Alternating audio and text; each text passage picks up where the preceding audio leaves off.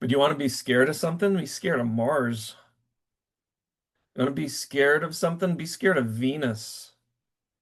Want to be scared of something? Be scared of the moon. Want to be scared of something? I could list anything and everything that has an equal amount of fear inherent in it that we're projecting on Pluto. But since Pluto represents the most hardcore and intensive life experiences, of course, we're going to project a little more intensity onto that.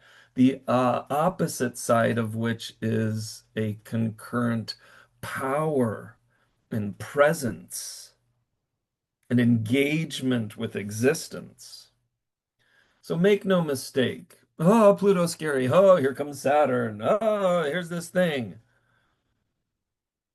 Venus is manipulation.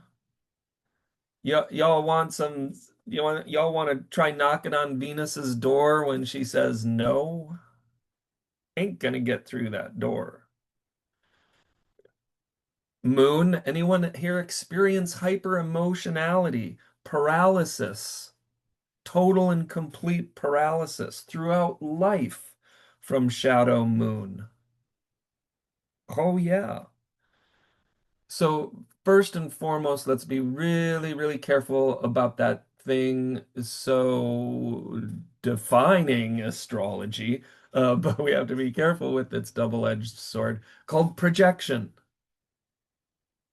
So the very first thing, help me dispel this fear about Pluto, Venus. All right, reduce and remove as best as you can the projection of fear onto any archetype.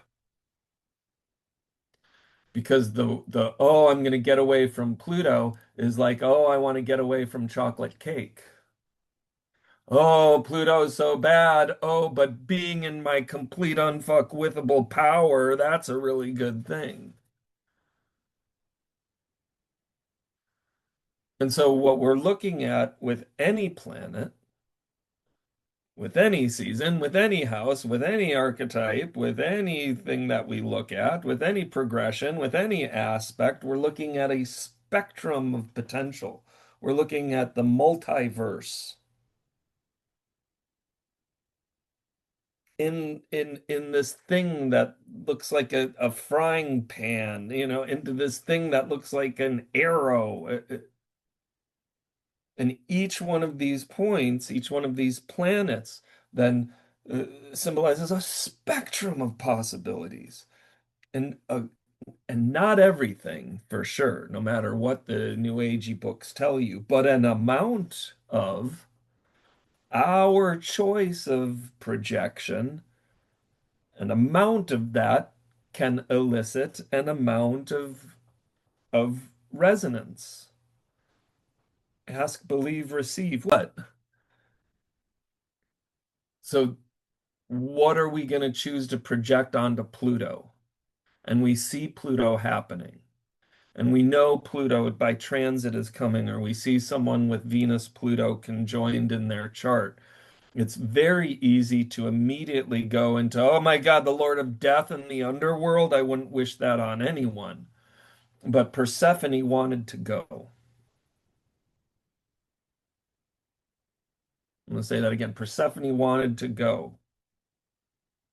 It wasn't like, oh, the big scary Lord of the underworld is coming to take sweet, innocent me. No. She's like, oh, right, the earth is opening up, and I've been a good girl, and I want to go down and party with my leather-clad lover. There you go. Venus, Pluto, potential.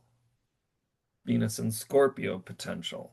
Venus, any Scorpio, any Pluto. And this is all coming up here in the next classes, but maybe this is just a little primer. Is we're looking at the power and the presence of what death teaches us.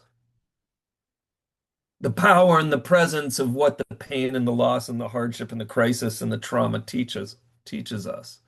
And that's to be here now. And to be here now means to be in our power, Mars or Pluto, higher octave of Mars.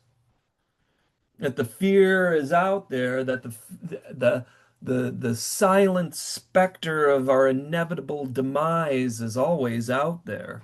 And are we going to let that destroy us?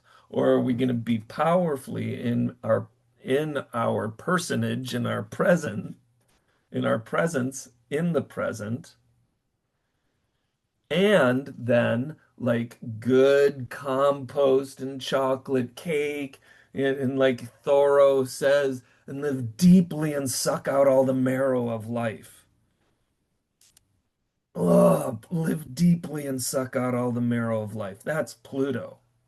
That's what Scorpio teaches us. That's what the season of Scorpio teaches us.